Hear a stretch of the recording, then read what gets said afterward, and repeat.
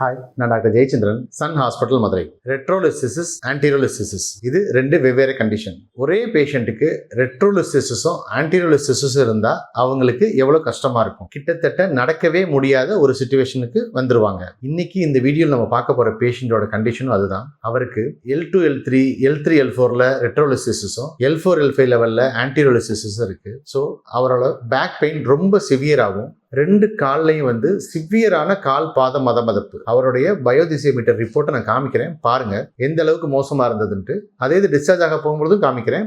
கம்ப்ளீட்டாகவே நார்மலாக இருக்காங்க.